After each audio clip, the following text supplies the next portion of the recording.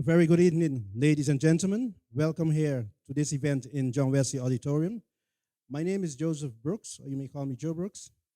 I'm one of the founding members of Stichting BEULAH. Stichting BEULAH is the organization that is organizing this event. Further members are Mireille Sint Jago, she's also the founding member. And we also have our secretary, Mireille. She's in the back, she's very busy. And we have also Luciano Sint Jago. Some other members has left the country. They were also in the beginning in the organization. This organization exists since we're going to back. Since 2011. We started it for different purposes. Number one, to bring educational awareness to our youth. And secondly, also to bring awareness to our parents of the education process of their children. So we are predominantly focused on educating our kids, our parents, etc. We focus on education because the education is the pathway to the future for ourselves and our children and our generation. What we used to do, we would give advice to parents concerning educational issues of their children. We would give,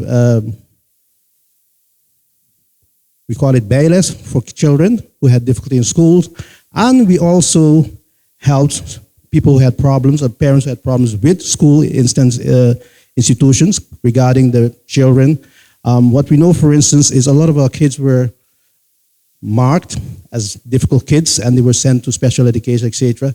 And many parents did not agree with that, and we also give them ways how to deal with that and how to make sure your kid did not get sent to an education level where he or she does not belong.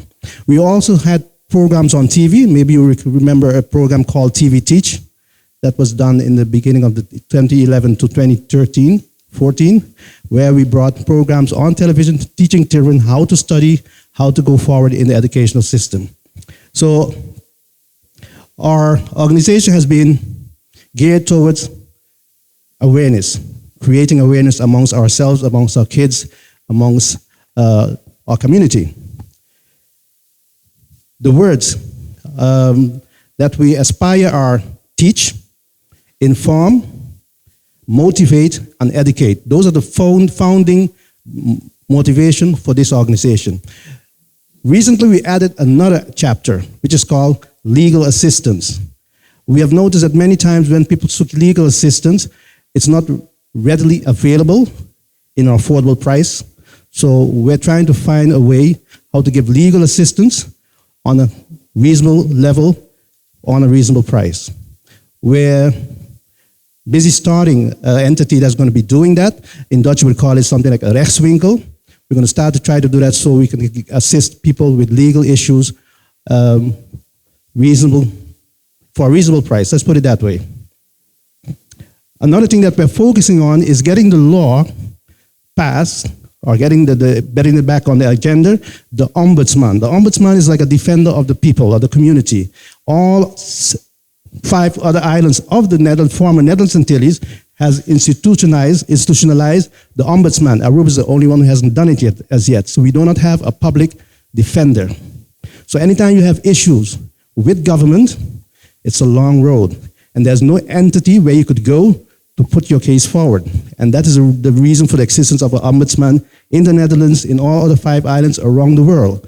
We are fighting for that also, for it to become a reality. In the meantime, we will try to give legal assistance. Coming back to tonight, this evening is about 3 different topics. 1, decolonization. Even though officially we were decolonized many years ago, according to legal status, it does not mean that we have run through that process to its end. We're still in the beginning phase and the midst of that. So we want to continue that process to become independent, or not independent, but autonomous territories where the colonizer does not have too much influence. We all saw it during the pandemic, what it means to be a colony as yet. Furthermore, we will be talking about connecting the dots in healthcare. I'm not going to go too much into that because the speaker who's going to do that will give you more about that. Sometimes the healthcare system is not geared towards us as a people. It's geared towards the majority of the people, but not towards people from an African origin or semi-African origin. Usually it's, you're complaining too much. Many of our people, when they go to the doctor, they're not always taken seriously with their complaints. They say, oh, you're complaining too much. While if you're a different, let's put it, if you're a different aspect or humanity, they will give you more attention. We're trying to figure out what is going on exactly. And last but not least, we're going to be talking about Pan-Africanism in the Caribbean. I'm not going to explain what it is because the speaker is going to explain that in detail to you, what is Pan-Africanism. And it's not something new, it's something that exists for the last 100 years, but we're going to go into that later on. The speakers for tonight will be Mr. Denicio Brison. He's going to talk about decolonization, especially the legal aspects of it, to give you some information where we're standing now and what can be done for us as colonies yet. The second speaker will be Mireille Sint Jago. She's going to talk about the healthcare system and its bias towards women of African origin. And our third speaker would be Dr. Umar Johnson. He's going to talk about Pan-Africanism in the Caribbean, how we can achieve that and how we can move forward in that light. Thank you for being here tonight. I hope you enjoyed. And remember, during the evening, if you have questions, you're free to ask questions. There will be a Q&A session after each speaker, so don't be afraid to ask questions. Don't be afraid to engage. We'd like to have you engage with the speakers and ourselves. So without further ado, I will call our first speaker to join me tonight, Mr. Denicio Brison. He came all the way from St. Martin, our sister country, or island. So I would want you to welcome him with a warm applause. Denicio Brison.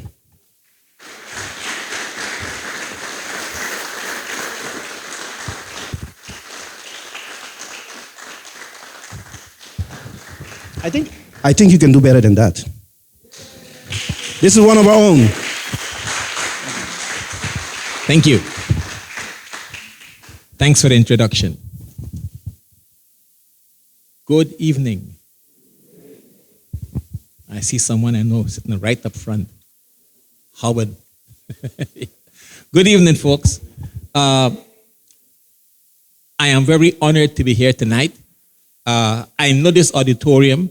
I used to come here as a child when I attended the Graaf van Zinzendorf School and later John Wesley. This is one of the places where we always gathered for school events. It's a familiar place. I have never been on the stage speaking here, which I am doing tonight. So I'm here in a familiar situation with a lot of familiar faces around me. Let me tell you a short background of why I am here tonight addressing you. As you probably noticed on the invitation, I am a jurist. That is somebody who specialized in the study of law. I work for a lawyer. I worked as a lawyer, and I worked for the past 10 years as an advisor, a legal advisor in the Parliament of St. Martin. I must add that my contact with law goes back a long way. And why do I say that? In 1987, 88, I believe, about 2 years after Aruba gained status aparte, they started a law school on the island in Oranjestad. Well, I was part of the first cohort when that law school opened. I was in that very first class on that very first day. So that goes back a long time, me and this association with law. But what happened along the journey? In law, you learn, how should I say? I call it a bag of tricks, a set of professional tools that you employ, a way of reasoning, a way of thinking, a way of seeing things. And one of the things that always had me a little bit confused was our relationship with the Netherlands. And I started to look into it. And one of the things I wanted to know is why are we still in this subservient relationship with the Netherlands? It always had me puzzled because I lived in St. Martin at the time, though I lived in Aruba, I moved back and forth. So at this particular time, I was in St. Martin, and all around me are independent island nations, St. Kitts, Barbados, Grenada, Antigua. They are all independent, And you can feel the independence when you go to these countries. Why do I say that? When I was in St. Kitts, a long time ago, in the 1970s, I was not interested in law. I was not thinking about law. But for some reason, I walked into the courthouse in that island.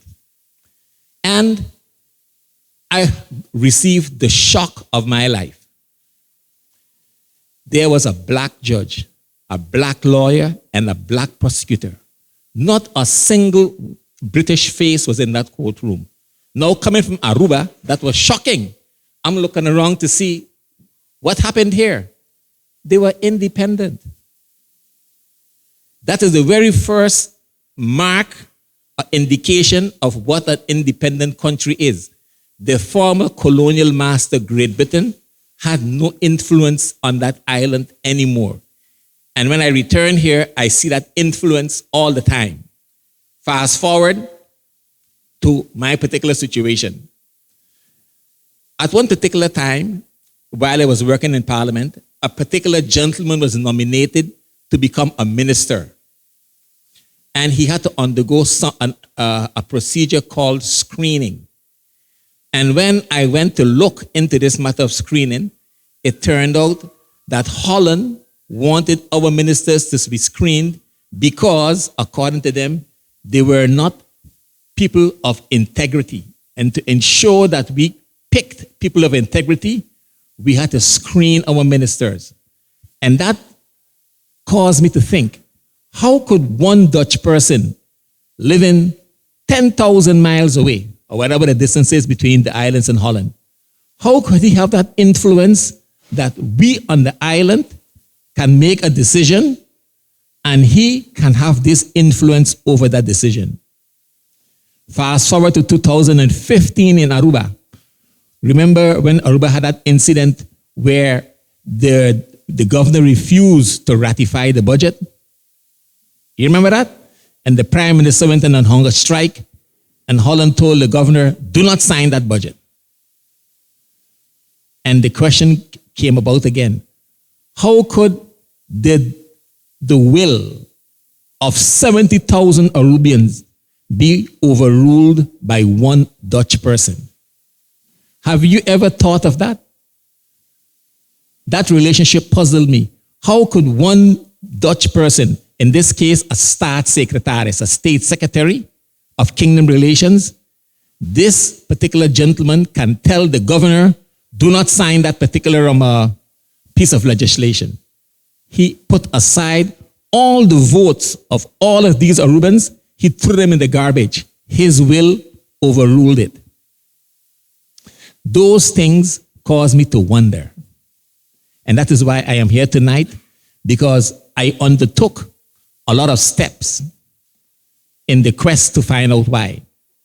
One of the things I did was we started because when you're working in this area, you quickly realize that it is best to work from a structured approach. And because I know a little bit of how the legal system works, I started a foundation called Pro Swaliga Foundation. The reason why we choose the word Swaliga is because Swaliga is the name that the Indians gave to St. Martin, meaning the land of salt. So we chose that name, Pro Swaliga. And we proceeded to challenge the Dutch state in the courts. And the question was this: if you look back at our relationship with the Netherlands, our relationship with the Netherlands is governed by the United Nations and their charter. And back after the war, the Second World War ended, the United Nations came up with a mandate that all colonial peoples were supposed to be giving, write this word down, a full measure of self-government.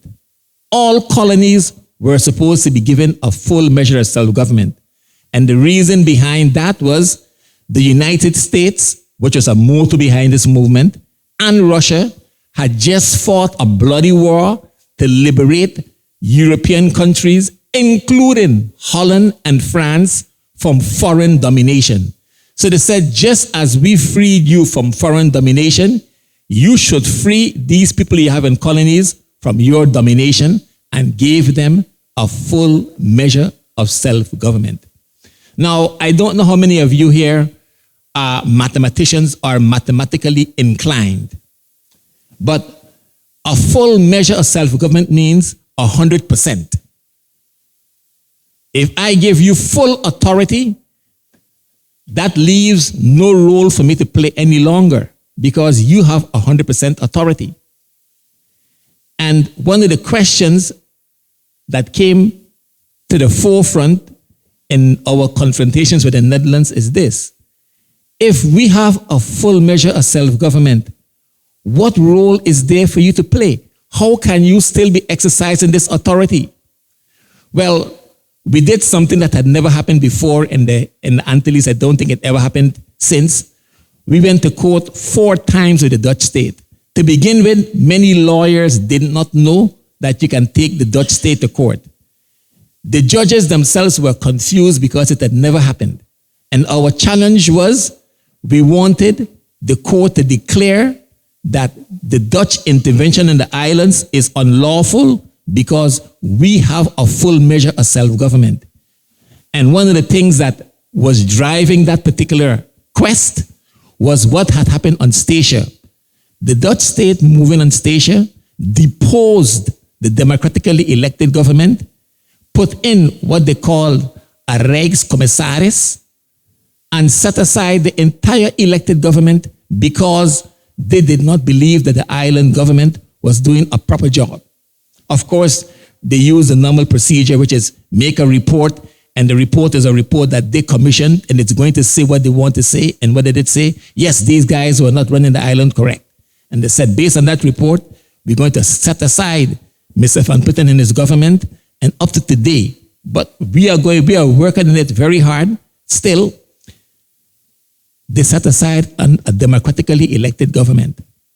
And that was also, most of you heard about it, but nobody ever did anything about it.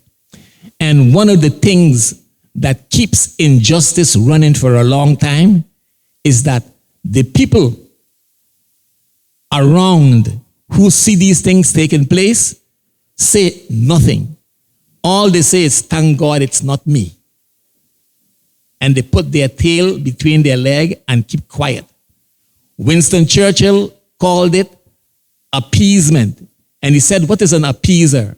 An appeaser is someone who feeds the crocodile hoping that it eats him last. So we went to court and our argument was, if Statia got a full measure of self-government, how can you still be here saying anything? The two cannot match. You could appreciate that, right? When we got to court with the Dutch state, they came out with an argument, 2 arguments they used. But one of the most interesting ones was this. The lawyer told the judge, having a full measure of self-government does not mean that in certain aspects you still cannot be under supervision of someone else. Do you hear that? Yeah. Doesn't make any sense. The other argument was the United Nations removed the Netherlands Antilles from the list of non-self-governing territories. Therefore, you have a full measure of self-government, and therefore you have no case. So we learned these things, but we could only learn these things by going to court and forcing them to come forward. We, as a foundation, forced the Dutch state to engage with us and turn over hundreds of pages of arguments that they cannot give, that they did not give to the parliament. They never had this conversation with the government. We took them to places that no one else in the Antilles has ever done. Parliament cannot ask the questions we ask them in court and get them to answer these questions. We had long, extensive debates with them sitting in court, face to face. These are debates that our prime ministers, our elected officials should be having, And here we were, a private foundation, having these debates with the kingdom. But that was possible because I know how to manipulate the legal system. And one of the things you have to be aware of in this life is this. There are only three things that are universally respected. The very first thing is military might. Once you have military might, you can do whatever you want. The second thing is finance. If you have a lot of money, you can do whatever you want and get away with it. And the third thing that is universally respected is law. And law is an important tool in that poor people sometimes can avail themselves of legal means. And one of the best examples is the way Black Americans use the law as one of the tools to emancipate themselves. So they did not just march on the streets, they did not just demand, they also went to court to fight the discrimination that they were facing, arguing that it was unconstitutional for them to be treated differently than other Americans. So they used the legal process also. What are we trying to achieve with all of this? And that's one of the topics that we talked about, decolonization. What do we mean when we say decolonization? Well, good evening, Professor. I see here a constitutional scholar. Yeah, I had to acknowledge him. What do we mean by decolonization?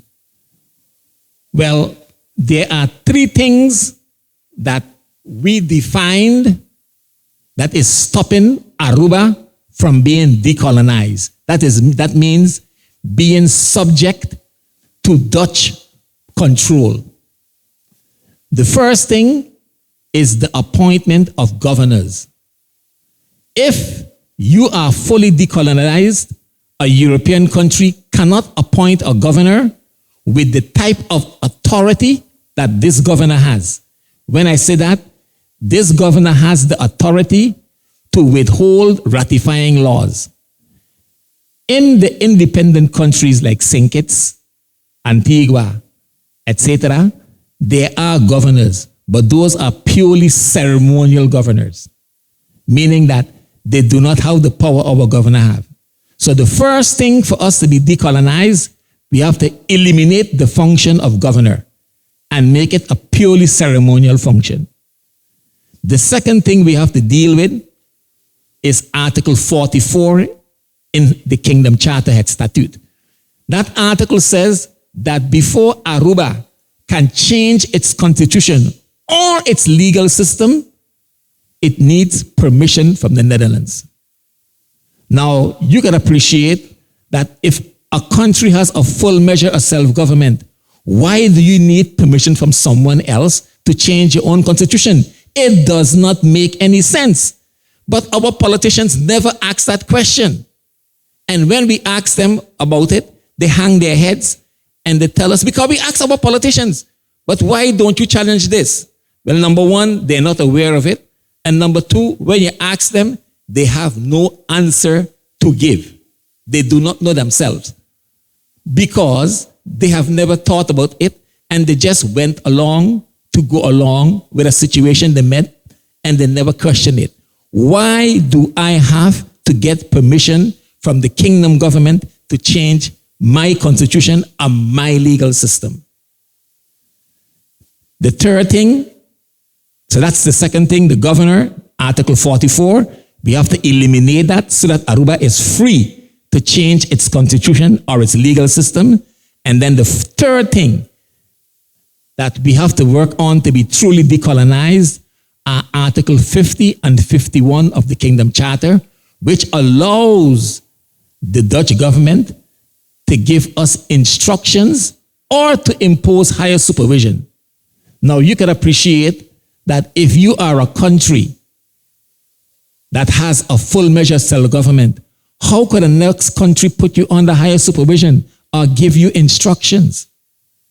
So those three things have to be eliminated, and then all the 6 islands of the Nelson Antilles will be fully decolonized, meaning that Holland will have no way to impose any more progressive control on the islands.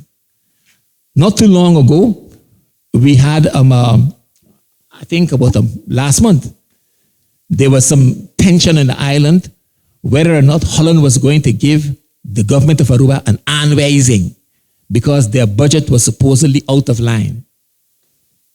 Well, we immediately wrote Holland and told Holland, hey, giving aanwijzingen are unlawful.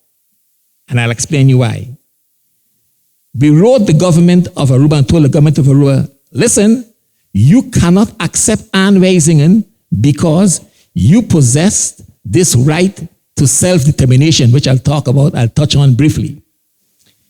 So we believe that because we alerted Holland and told them that they do not have the authority to do that, was one of the reasons why Aruba didn't get an aanwijzing.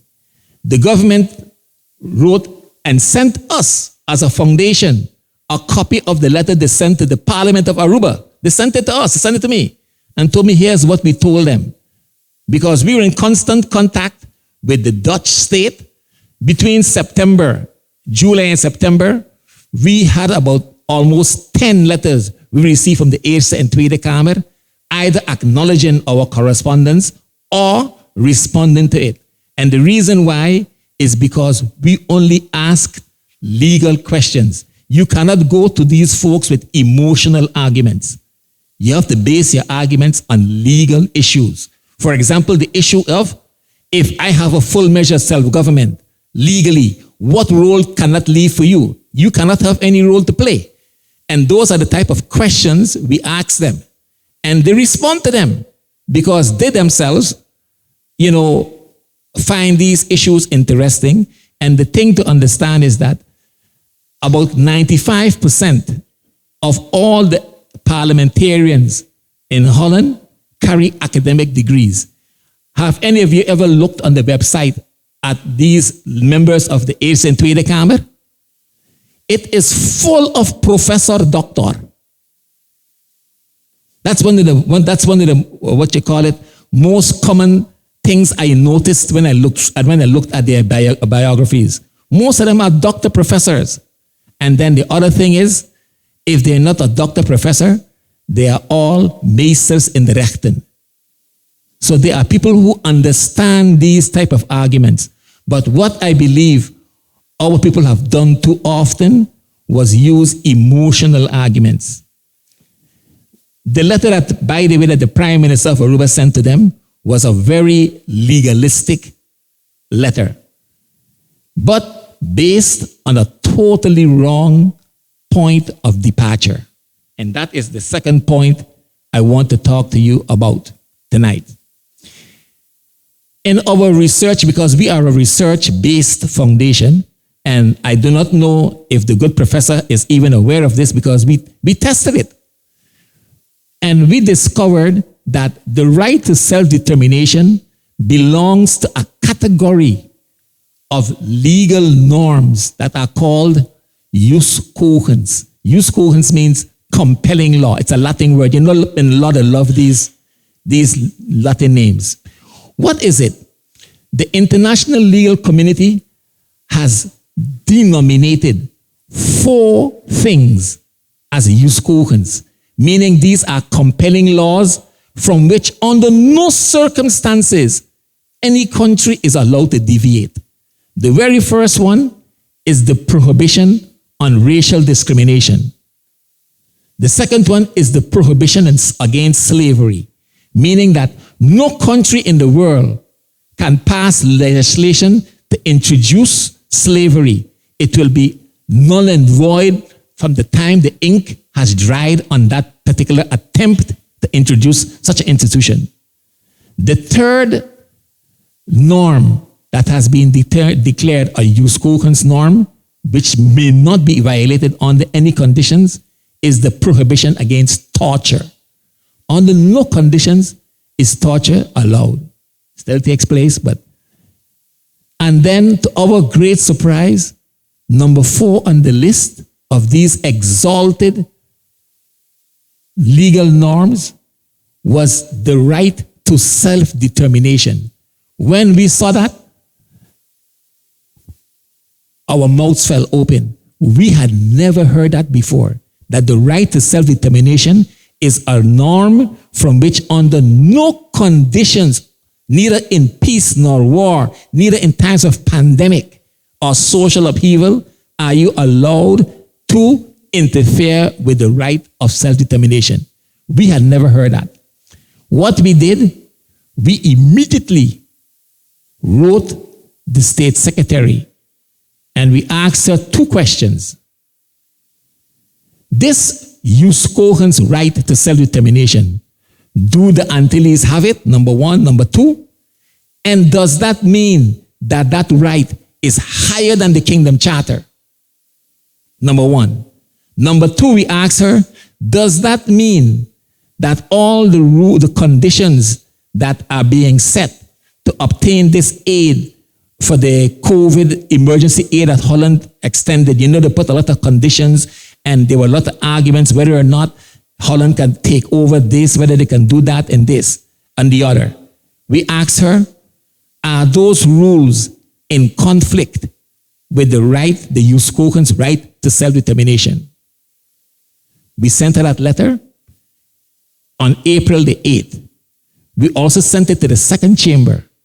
Within no time flat, we got a letter from the second chamber telling us the following: we have sent your questions to the state secretary with the instructions for her to send us a copy of her answers. Could you imagine that? Those questions, the question whether or not Aruba's right to self-determination is of a higher order than the Kingdom Charter. When the second chamber saw that question, they wrote us back and told us, we have asked her to answer you and to send us a copy of the answer. She did so on July the 4th of this year. And of course, what did she have to say?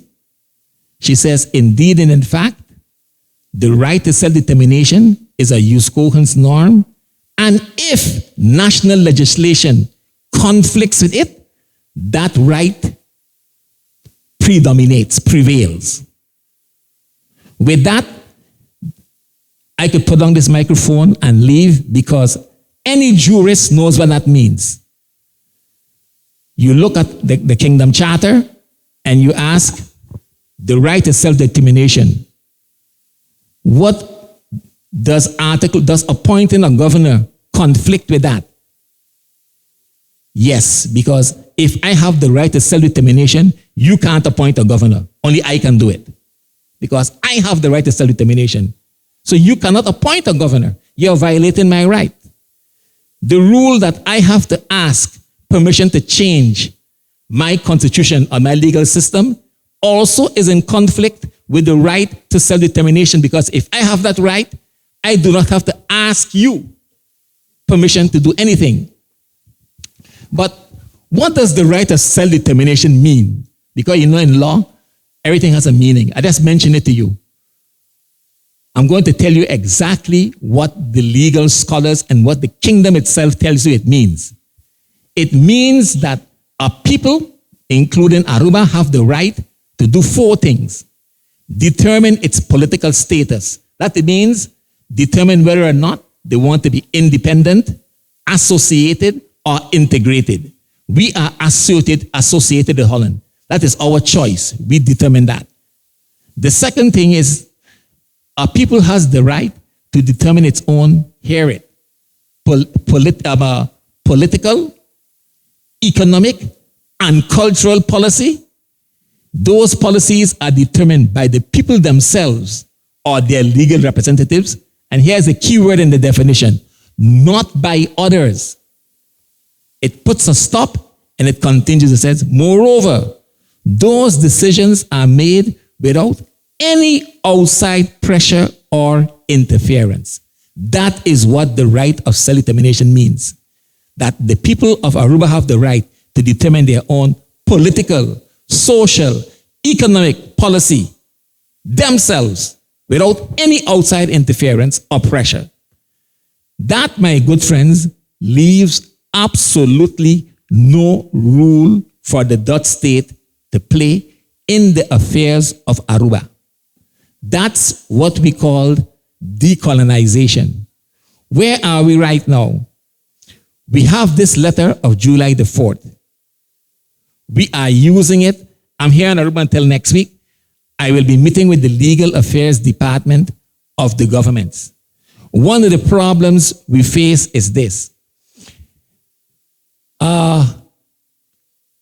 Here am I, a black guy of no particular social status, bringing forward these things.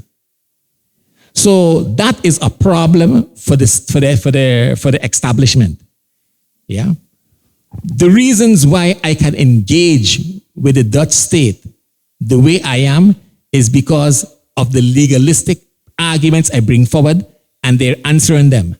But preferably, these types of issues should be handled by a white academic. And since I am a black person, even to my fellow Antillians, have trouble dealing with that issue. Why are you doing this work? This is a work that should be done by a big university, the University of Amsterdam, the University of Leiden. These are the places that should be doing this type of work.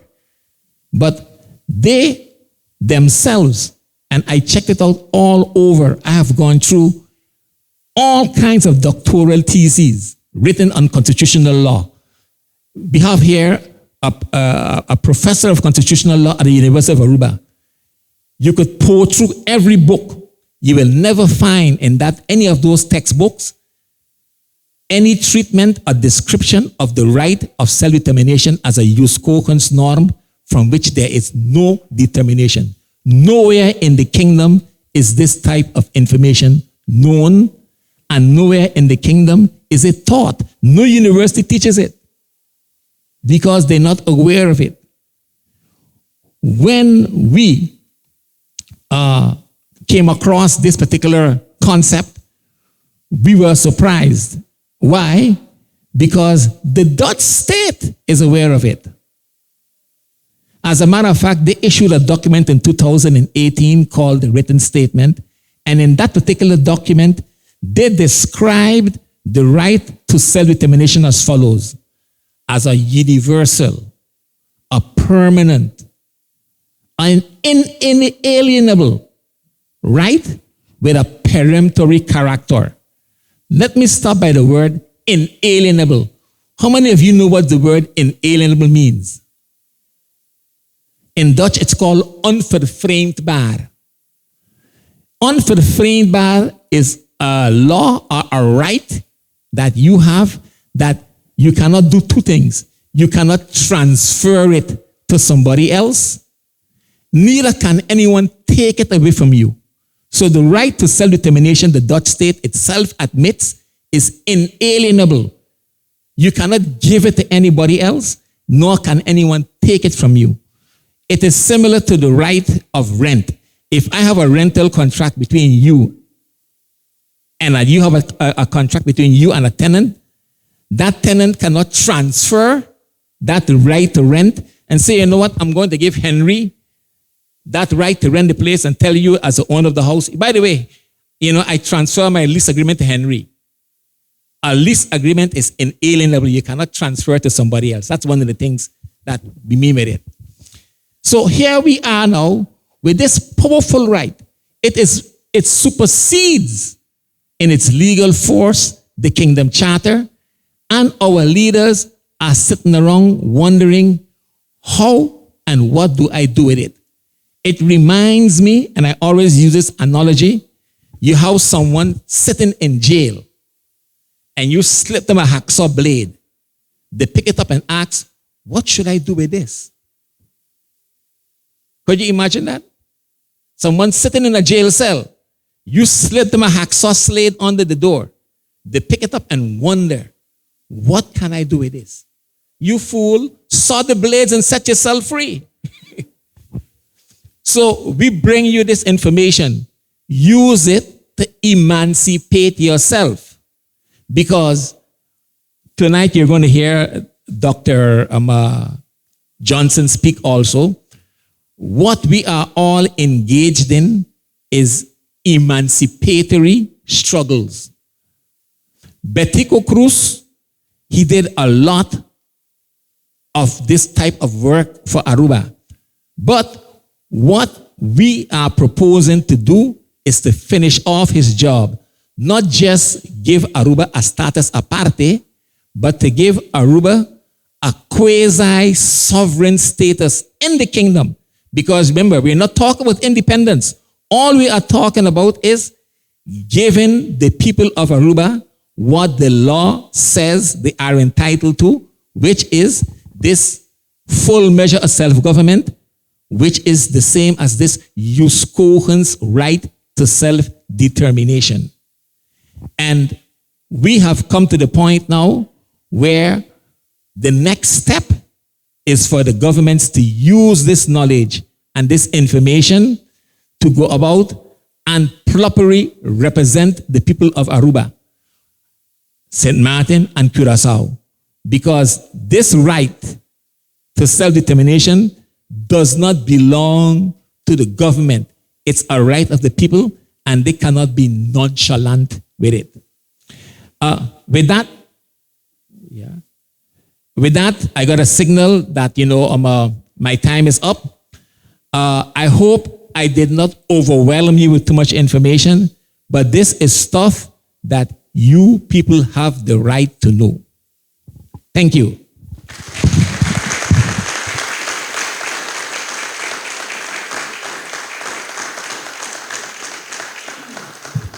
Thank you, Denicio Brison, for that powerful, enlightening information session. I really hope we're taking something from this. Because he gave us a message, and that is we have homework to do as we're sitting here. We got to go out there and start doing our homework.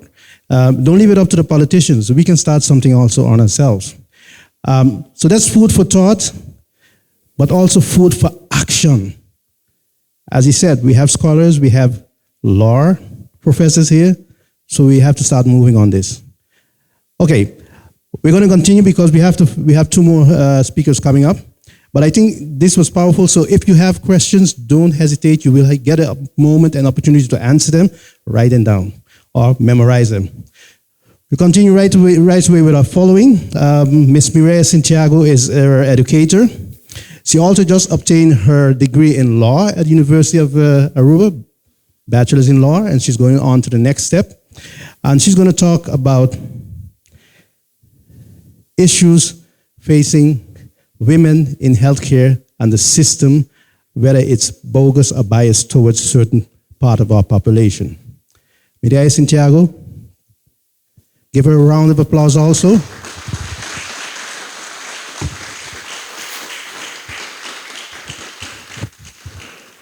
Good evening, good evening. Welcome to all once more. It's very tough to be the one speaking between these two giants. And I kind of feel overwhelmed, not only because we are with Foundation, the BEULAH Foundation, the ones organizing this, and I've learned a valuable lesson. Don't be the organizer and the speaker, because it's a horrendous and tremendous difficult job. But I'm going to try my best, so bear with me. Why I chose the topic of racial bias in healthcare, even though I'm not a physician, I have no experience in medical care, is because of my own personal experience. It started with my friend, Shahira. She was a student just like me in Tilburg. I was studying biology. She was studying human resources management. And at a certain point in her time, in her life, her belly was growing. You know, we were 18, 19, 20, so we were all telling her, oh, you're pregnant, you're pregnant. And she was like, no, I still get my period. Her belly kept growing until it looked like a belly that was like about 6 months. And she had been to her physician several times, and every time he tells her like, yeah, no, I don't think there's really anything wrong. I can't find it. He dismisses her complaints. He dismisses whatever she tries to convince him with. So she called me because she knows I am kind of tough in that sense, not just because I was always tough in that sense since I was young, since I grew up in Holland and had to defend myself against racism, but it was also because I was going to be like a mediator. I had that little knowledge of biology, which was enough to be some sort of a transcriber between the physician and herself, because her primer language, her first language was Papiamento, but she always also dominated Dutch very well. So I went with her to the physician, and when he wanted to dismiss her again, I told him she has the right to a referral letter, regardless of what you as a physician says. So she got her referral letter. I went together with her to the hospital for her to see her specialist. And again, they went to do the how do you say that, the investigation, the medical investigation. They didn't really take her seriously because she wasn't able to express it all in such a way that the physician was convinced that there was something wrong, even though her belly was growing. So at a certain point, she did get the medical exam that she needed, and she had pancreatitis in such a severe stage already that they had to remove about a third of her pancreas. This was very traumatic for her. She got a scar from her pelvis up to her diaphragm, and so that brought a lot of mental and emotional stress with it. Now, fast forward to the year 2006, I ran into Shahira at the funeral in Bonaire of my own cousin, Kathleen PR. Kathleen also died at a very young age. She was in her 40s. And it started to dawn upon me that none of my, let's say, white friends were passing through that same type of, those type of issues. English is not my first language. So that dot stayed in my head, and I kept it there, but I didn't really connect the dots as yet. So what happened next was that I started to think back about a situation that I was in the year 2000, where I myself found myself with a lot of bellyache. I was about 8 weeks pregnant with what I thought was going to be my second child. But when I went to the doctor with my pain, the pain that I had in my lower belly, he dismissed me once, he dismissed me twice, but this time I was the one who wanted him to dismiss the pain as well. And why? Because at that same moment, my mother was in her last phase of her life. So let me go back a little bit to explain to you why this is so important. It seems that Black women within the medical area, medical care, they are known to be women who can endure a lot of pain, who can withstand a lot of pain. So by the time that we are in so much pain, the chances are that when the medical providers do their work diligently, they do not mean to do us harm, but they do catch us at a stage of a disease when it's very far progressed. That is one reason. The other reason is that we are being dismissed as Black women. They do not take us seriously, not even the medical providers. So we have to stand up for ourselves and do that for ourselves. We all have the right to ask for a referral letter. And even if you have to ask the physician twice or 3 times, then you have to just keep on pushing. So I started to do some research because when I found myself with that pain, and in the end, what came out was after I lost consciousness in the bathroom once, and my oldest son found me. A couple of weeks later, I lost consciousness again. And when I went to the physician again, he told me that maybe my pain comes from the fact that my mom is dying. My mom was diagnosed with colon cancer. And so he stated that my pain, my physical pain, was something that I somehow mentally I made it up or something, or I was just feeling her pain. The thing is that when I lost consciousness the second time, I was on a camp with my class, and we were on a boat on the water in Friesland. So that was a very dangerous situation, a scary situation also for my students. And so I was immediately brought to the hospital, to the emergency room. At the emergency room, I got a gynecologist. He made a sonogram, and he told me the embryo is perfectly in your womb. There's nothing wrong. 2 more weeks passed by. I still have regular pain, but I believe that what the physician told me is true. The second time I get into the ER, I get a female physician, and she tells me I'm going to do 1 more sonogram, and if that's not the problem, then I'm going to open you up from your pelvis to your diaphragm. So I thought back upon my friend Shahira, and I was like, no, I don't want that. But I didn't want her to go and do the sonogram and find out that there was something wrong with that second pregnancy, because at that same point, my mom was dying. Of course, I had nothing to say about that. She did the sonogram, and she told me, girl, your womb is completely empty. There was no baby in my womb. It was stuck in the fallopian tube. I studied hard on that word, but on the fallopian tube, it was stuck in there. And that meant that I had to be operated on immediately. All the weeks that had passed caused severe infection within my belly. It affected other organs within my belly. So when I came out 2 days later, I had not only lost not an 8-week, but a 12-week pregnancy. I had not only lost my fallopian tube, I had also lost my fertility. And for me, I had lost a part of my femininity because of that. So it was a very, very hard time for me to pass through. And it stuck with me, but for some reason, I still blamed myself. I was like, yeah, I should have pushed harder in order for me to get the diagnosis that I needed. So the medical diagnosis is important, and it's important for us to realize that we need, as men, as women, as children of the mothers, and the mothers ourselves who often sacrifice themselves and take care of everybody else except for themselves, for us to realize that we really need to put our attention on this.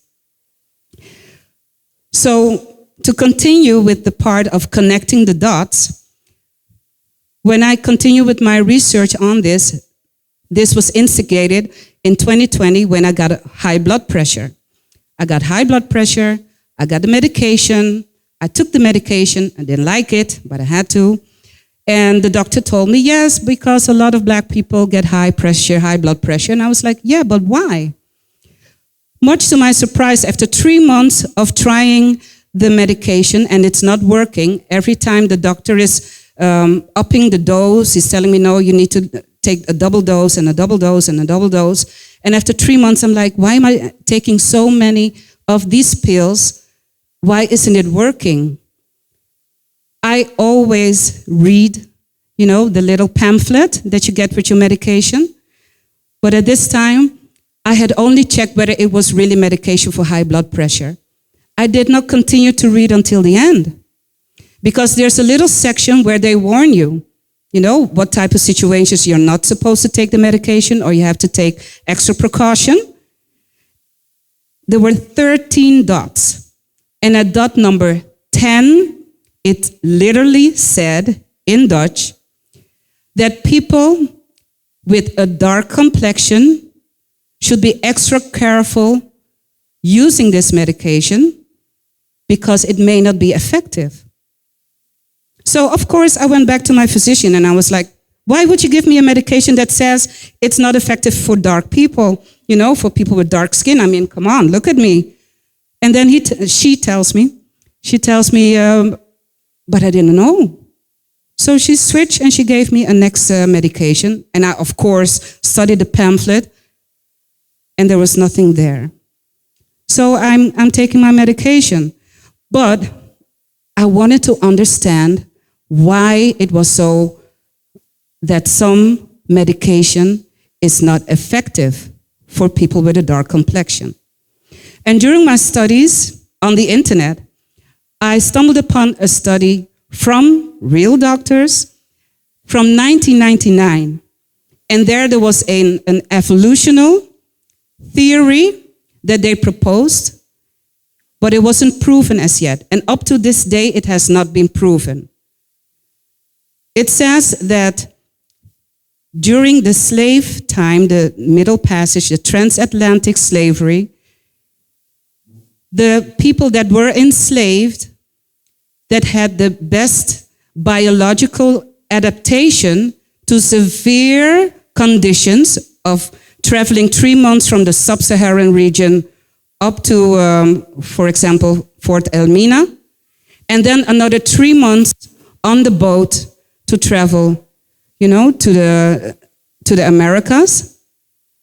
Only the ones that were able, that were biologically, evolutionary adapted to be able to hold salt within their cells in order for them, through osmosis, in order for them to be able to hold on to the water in their cells, even though there is very little water for them available. Those were the people that were most likely to survive the Middle Passage. About a third of the people who were emancipated, that is also something that I discovered during my investigations. I'm going to come back to that, emancipated. The people that were emancipated, the ones that had that biological adaptation, that evolutionary adaptation, were the ones to survive. And those are the ones who are our ancestors in the Caribbean, in the Americas, because that was the predominantly strong, emancipated African that would survive. Now, to go back to the part of the word emancipated, we all know the word emancipation, right? Everybody knows the word emancipation. Well, during my research, I discovered that the word emancipation existed up to 1865. It existed. In all the books, they would use the word emancipation, or in the vocabulary, it was emancipation. That was a normal word until emancipation started. So the word emancipation, it has the word man from human. It has the word CIP, it's short for cargo. It's still used today, CIP is still used for cargo.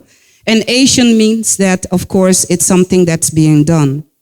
So emancipation means that you enslave someone, that someone becomes cargo. That was long before emancipation came. So emancipation, if you have the word emancipation, you also have the word emancipator, the people who enslaved these people. But isn't it kind of a coincidence that the word for the enslaver has been eradicated? It has been officially taken out of the vocabulary of the Dutch language, of the English language, and the only word we use nowadays is emancipation. And E is short for X. E is short for something that is no longer existent, is a situation that is no longer happening. So doing my research and finding all these things, I was able to connect the dots. Slavery was brutal. Some people say that slavery is something from all times. Slavery is something that happened in all, in all populations, all over the world. But nothing was as bad, as inhuman and dehumanizing as chattel slavery, as the transatlantic slave trade, where we were no longer, our ancestors were no longer seen as human, where the slavery was inherited, the slave stage was inherited, where they used laws, where Denicio Brison was talking about, They used laws. They wrote the laws that emancipated us. So in doing so, in finding that out, I took it upon myself to do a little more research, and I connected the dots. The way the women were treated during slavery, the abuse that took place during slavery, if they wanted to make sure that their children would survive, that the enslaver did not know that they were giving birth or that they were in pain because they would be so very badly treated. I don't even have the right words for it. That made them strong. That made their pain threshold rise.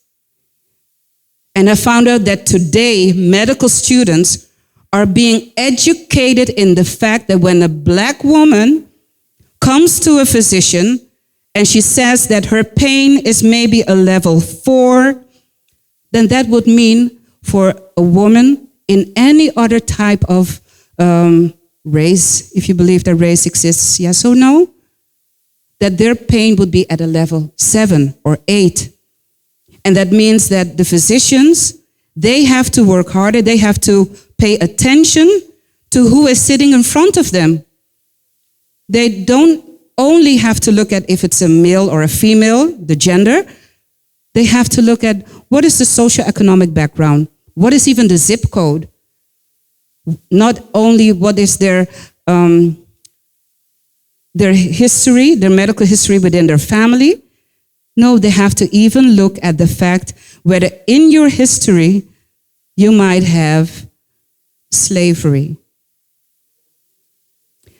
And there is this wonderful lady, an African doctor, whose name I do not want to pronounce wrong, and her name is J. Nwando Olayiwola. J. Nwando Olayiwola.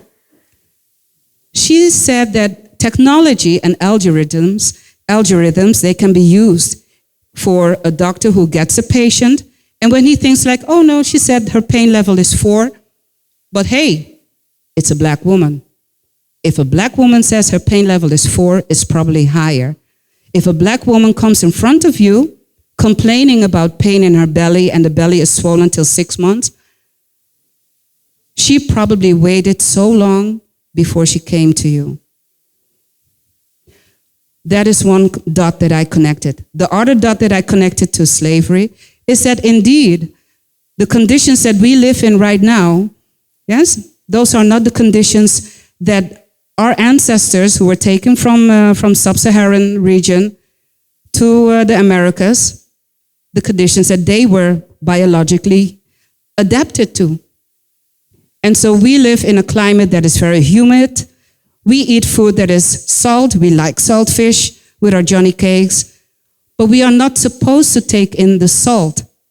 We are not supposed to do that because our bodies, I cannot speak for everyone, of course, but our bodies are adapted to use little salt and hold a lot of water, which means that the next time that somebody says, black don't crack, it might just be, but we do swell.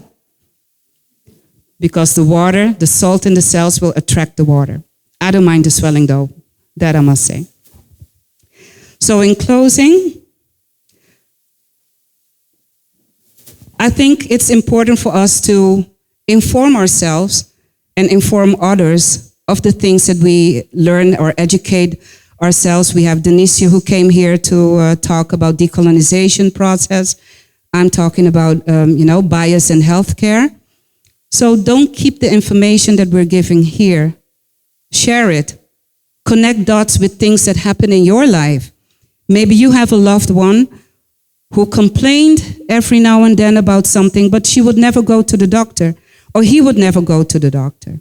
It's even so that low birth weight happens more with black women, and low birth weight is a predictor for high blood pressure when the person is an adult. So there are many studies. Again, I am not a doctor, but I do think that we can all use the internet for so many good, purposes.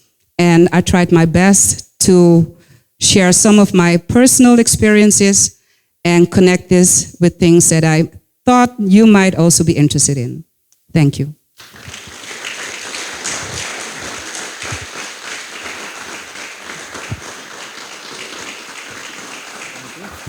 Goed gedaan. Thank you, Mireille. You can give her another round of applause, a little harder.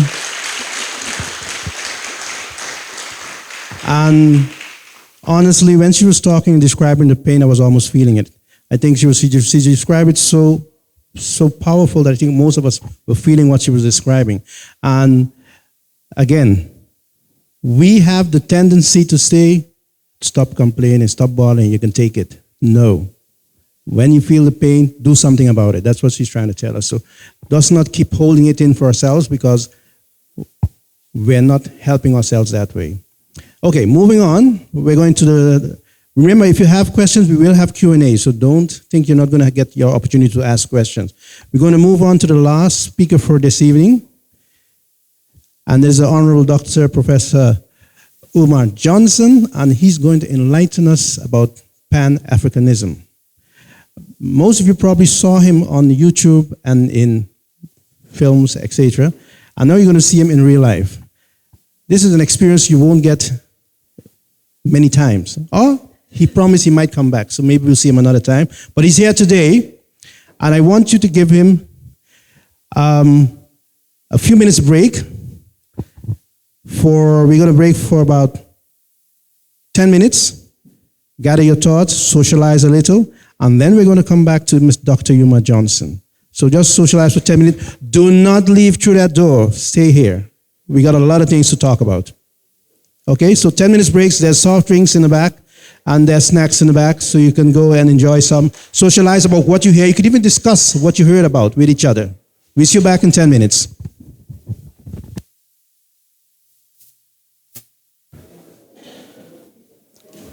All right, so we're going to continue. I hope you had a relaxing time socializing. But we're going to continue now. Our main speaker for the evening.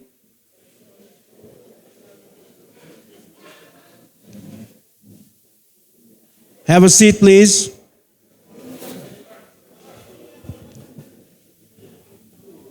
All right, so we heard tonight about legal issues or legal steps that we should or could take. We also heard about how to defend yourself in the medical field, come up for your own personal objectives, and how to further make yourself strong against any kind of injustice done upon your person or your group. We're going to continue now with our main speaker of the evening. Those of you in the back, ask you one more time, come forward, show your appreciation for our speaker, and show them that St. Nicholas is a united community and that we're a community that's moving forward. Let's do it together. All right, so the next speaker, Dr. Umar Johnson. Most of us heard of him. Some of us know him, or we saw him, and some of us maybe met him personally. So now we're going to meet him in person again, and he's going to talk about something that's very important. We heard the other two speakers already. He's going to talk about Pan-Afrikanism. And the reason this is going to happen is because if you look around of us, most of us predominantly are of some kind of African origin. Right? So there's nothing to be ashamed of. There's something to be proud of. Know your heritage. My name is Mr. Brooks. That's not my real name, by the way. I don't know what my name really supposed to be. I'm sure it was not supposed to be Brooks. It was supposed to be some African name, but because of the diaspora and what was discussed before, it happened to be Brooks at this time. I would love to know what it was. But Dr. Umar is going to give us some insights in what is Pan-Africanism and what it means and how you can be part of that movement. It's something that started long ago, but it's something that's a continuum. So without any further ado, I'd like to ask Dr. Umar Johnson to come forward, and I want you to give him a hand of applause. Thank you.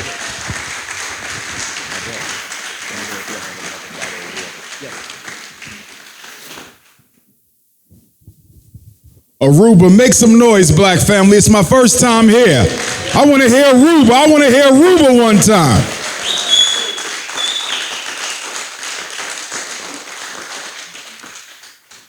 Brothers and sisters, I'm going to start off tonight with a story. Back in the United States, there was a black man by the name of Booker T. Washington. Some of you know this name. He was born into slavery, the child of a rape of his mother by the white man who owned her. When Booker T became of age, he walked by foot from West Virginia to Hampton Institute, a black college founded by a white man. When Booker T. Washington got to Hampton Institute, he had no money to pay for his tuition. So he asked, could he work his way through his college education? They gave him the opportunity to clean. And Booker T. Washington cleaned so well that they allowed him a work-study program so he could pay for his education.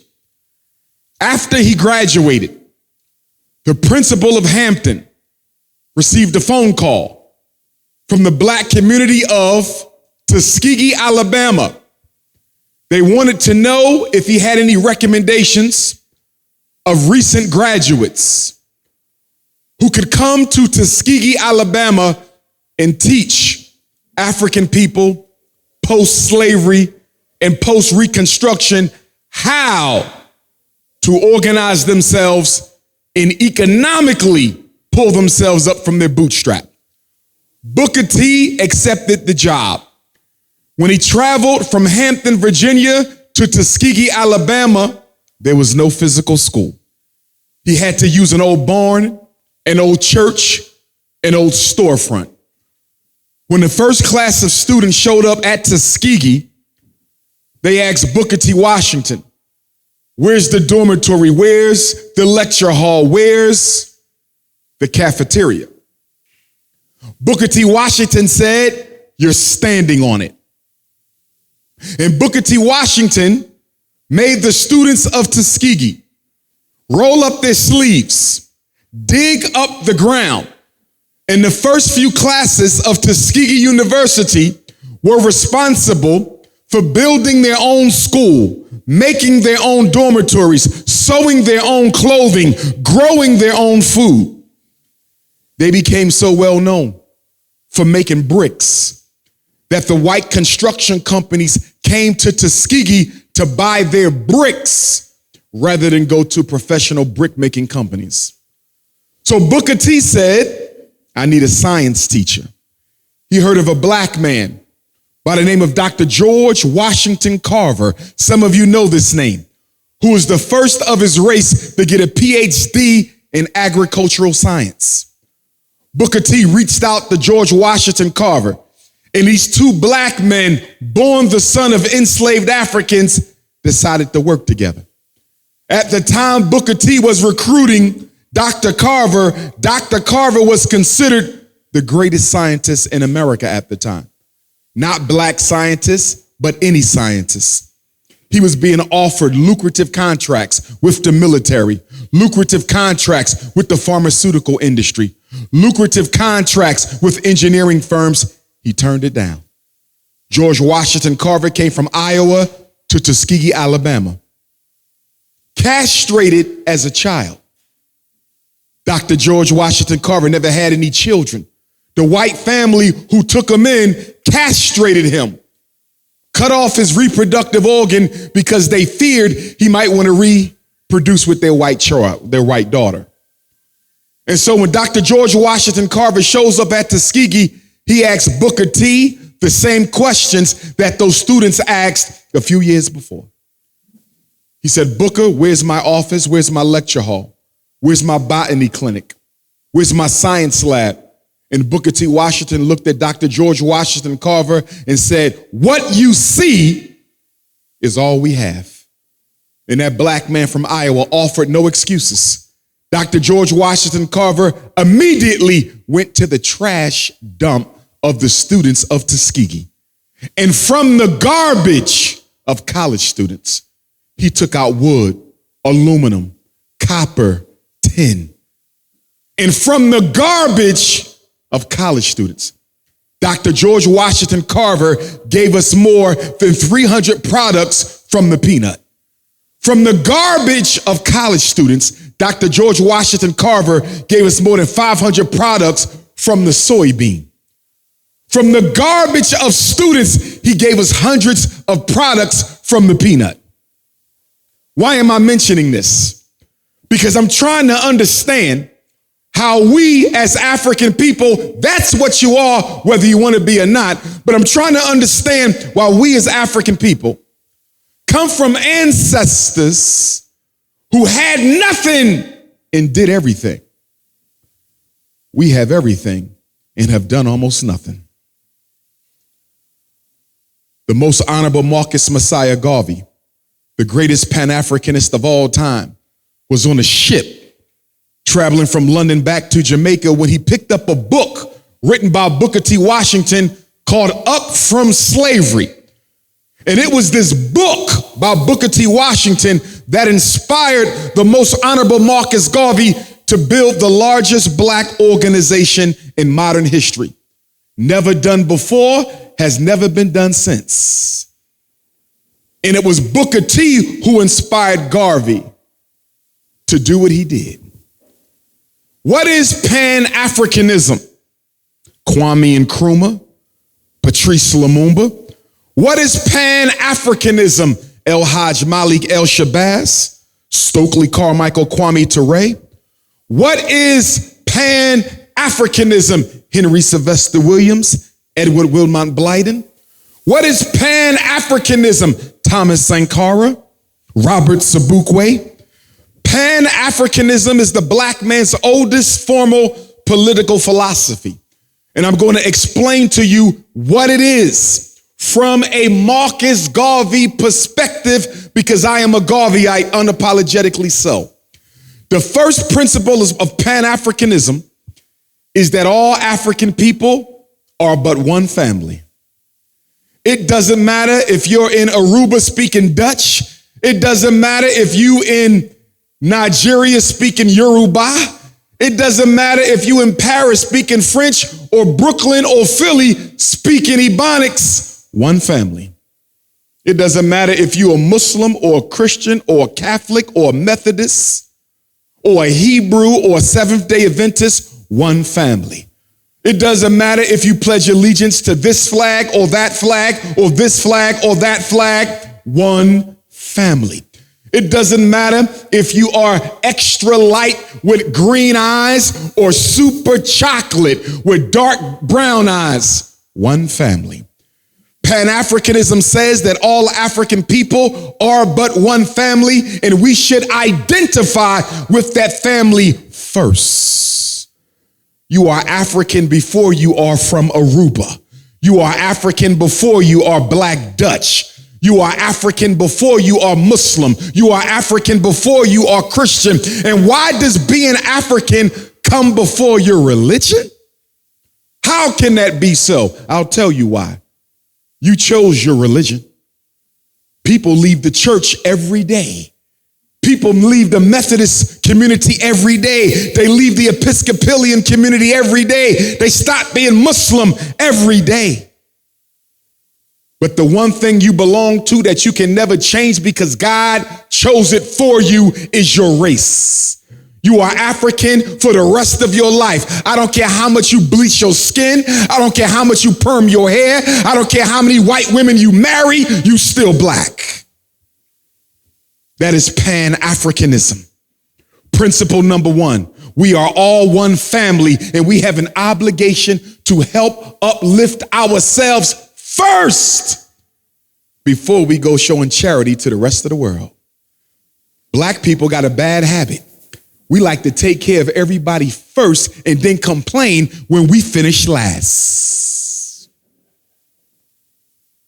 And one of the reasons we have this problem is because slavery and colonization took your culture and gave you a religion. I'm not against religion. Marcus Garvey was a Christian. Malcolm X was a Muslim. But I also understand that only a fool would give up 250,000 years of their own culture and pick up 1,500 years of Muhammad or 2,000 years of Jesus. Would you give $1,000 for $1 billion? So why would you give up your culture just to be in a particular religion?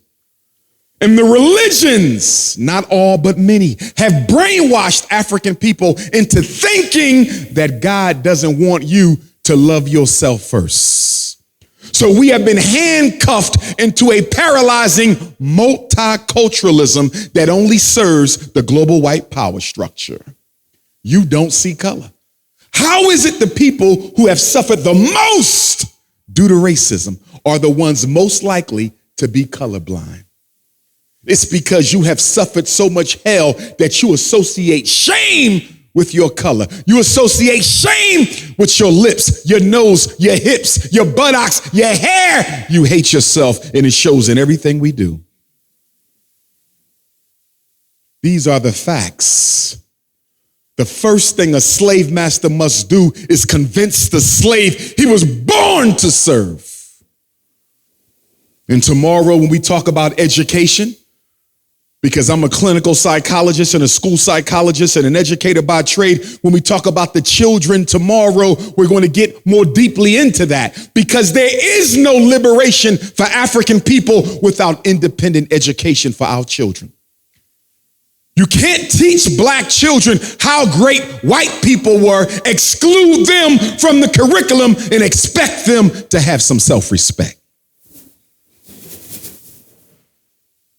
My beautiful African women, I love you to death, but you are spending over $50 billion on beauty products.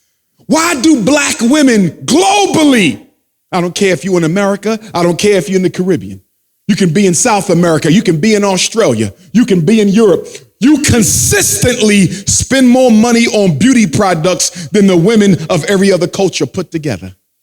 That's not a coincidence. Because the black woman has been historically victimized through her beauty, being told that if you don't look like a white woman, you're not attractive. And now we have a historic number of black women developing fibroid tumors that the scientists have proven are connected to the chemicals in the weaves, wigs, and perms you use. So you are literally dying to be white.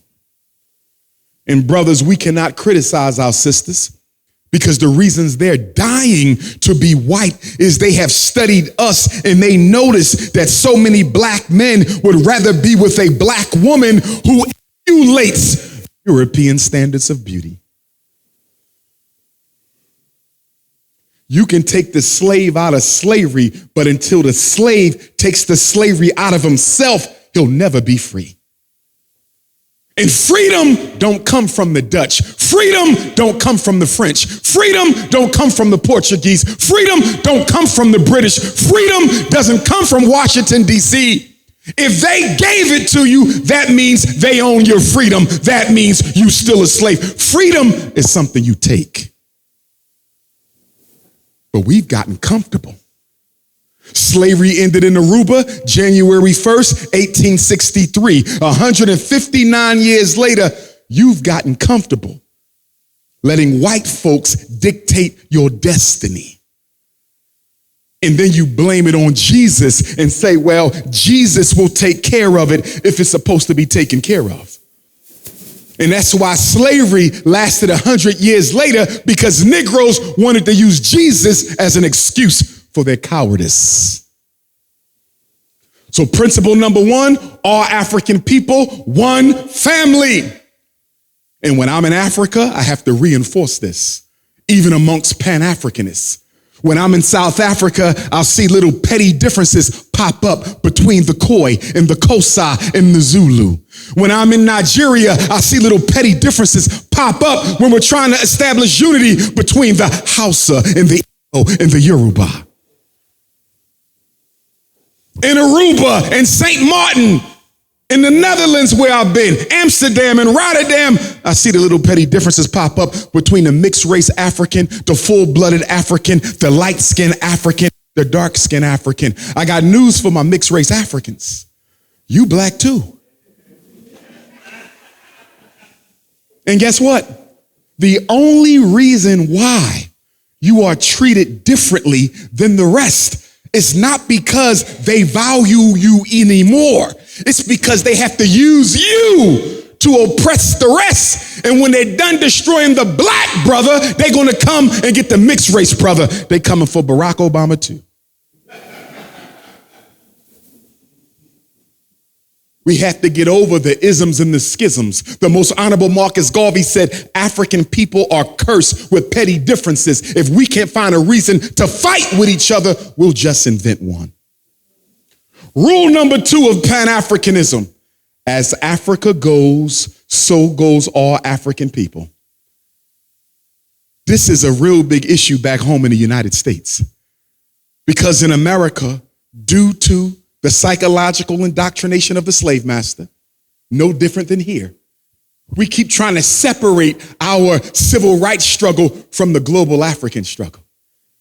In London and Paris and Germany, they keep trying to separate their struggles from the African struggle. Even here in the Caribbean, you often try to operate autonomously from the mother continent. Why is that a problem? Mr. Garvey said, a strong man is strong everywhere. And I've seen this. I've been everywhere in the world to speak except Australia. And you know what I find? Everywhere I've been, the Chinese are always in a position of influence and respect. I don't care if I'm in New York City. I don't care if I'm in St. Martin. I don't care if I'm in Jamaica, Nigeria, South Africa. The Chinese are in a position of influence and respect. I remember when I spoke at the University of the West Indies, Kingston, and I got sick. I ate ackee and saltfish. I'm allergic to ackee, the only thing in the world I'm allergic to. So I'm in Kingston and they gave me this ackee and saltfish patty. It's me and Muta Baruka keynoting for National Heroes Month. And I eat this patty and I turned into Bart Simpson on stage. Couldn't breathe, couldn't smell.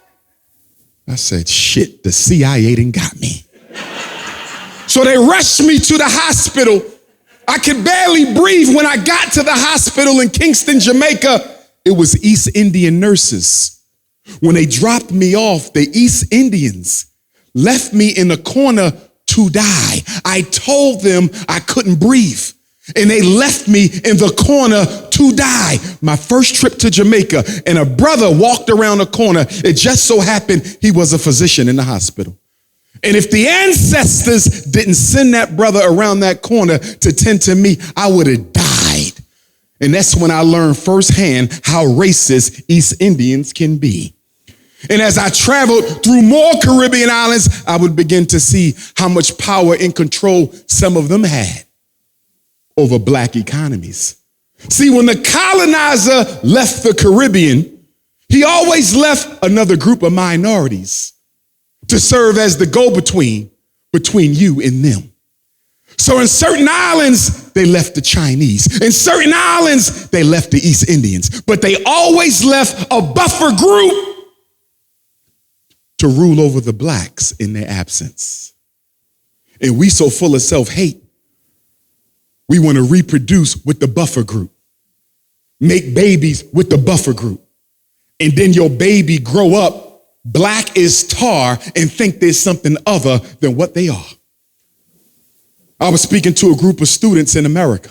Young sister said, Dr. Umar, I'm not black, I'm not from Africa, I'm a Native American. She said, I'm Cherokee and Choctaw and Seminole. I said, you crazy is what you is.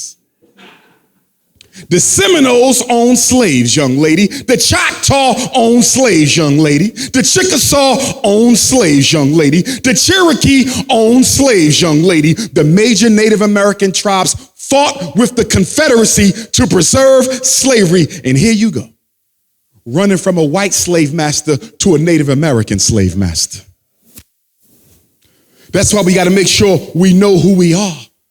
And we got to teach it to our children. But I'll tell you this, you can teach every black child in Aruba where they come from and the greatness of who we are. but if they don't internalize it, is useless. You must internalize knowledge yourself. You just can't intellectualize it. You know how many well-educated coons I know? You know how many PhD Sambos of African history we got in the United States? You know how many snow bunny loving grandmaster teachers in America? The knowledge without the spirit behind it is useless. Brothers and sisters, Chinese get respected everywhere in the world because China is respected. Indians get respected everywhere in the world because East India is respected. European Jews get respected anywhere in the world. Anglo-Saxons anywhere in the world because Israel and Britain are respected. And I don't care how much money you got, how many properties you own, how many college degrees you then amassed. Until Africa is what she should be, you'll never get respected the way you want to be. As goes the mother, so goes all of us scattered black children. We will either contribute to the resurrection of the African country, or we will all die in the shadow of her disrespect. You don't have to move back to Africa. Some people falsely label Pan-Afrikanism and Garveyism as a back to Africa movement. That's not true. Marcus Garvey never called his movement back to Africa. The white media called it back to Africa. Marcus Garvey said, quote, "I have no intention of taking every African in the diaspora back home to the continent." He said, "Some of you are no good in Aruba and will likewise be no good in Africa." You think I want all y'all going back to Africa? Perms, weaves, basketballs, video games, Facebook, Twitter. White Jesus. Let's talk about white Jesus. Because this is the Caribbean. And everywhere I go in the Caribbean, there's a white Jesus. Half of you got a white Jesus at home. That's why y'all shaking while I talk. Back home in America, the pastors call me up, "Dr. Umar, can you stop talking about Jesus?" Pastor, I'm not talking about Jesus. I don't have a problem with the black Messiah. I don't have a problem with that black man who was born in a cave in Ethiopia, not no manger in Bethlehem. I ain't got no problem with that black man who gave his life for liberation in the name of the Most High. I'm good with that. I got a problem with the white substitute that the slave master gave us. Leonardo da Vinci painted The Last Supper, 1482. That's when the first time you see Christ as a cracker. See, there's two Jesuses in Aruba, two Jesuses in Carousel, two Jesuses in St. Martin, two Jesuses in Amsterdam. There's Jesus Christ and there's Jesus the cracker. Which one do you pray to? See, Jesus Christ looked like me. Dark skin, black, nappy hair like lamb's wool, feet like burned brass. Jesus cracker looked like Michael Bolton.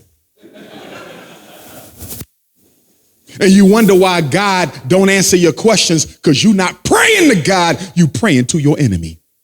And when your deity looks like your enemy, you asking for slavery.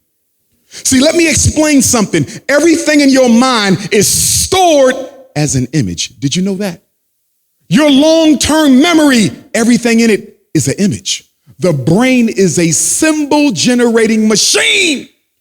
So if you take a black child in Aruba and you raise that little African prince, that little African princess with the image of God as a white man, they grow up thinking God is white. They go to school thinking God is white. They go to church thinking God is white. When they become of age, it's easy to be subservient to white people because after all, God is white. It's okay letting white people dominate blacks on the island because God is white. And maybe all the businesses are dominated by Europeans. And maybe global politics is dominated by Europeans. And maybe the school curriculum is dominated by Europeans, because if God is great and all powerful, then white people must be too. And one of the quickest ways to teach black children inferiority is to raise them with the image of deity as enemy. So I'm giving you a homework assignment tonight. And if there's any white folks here, I know we got a lot of pseudo white folks here.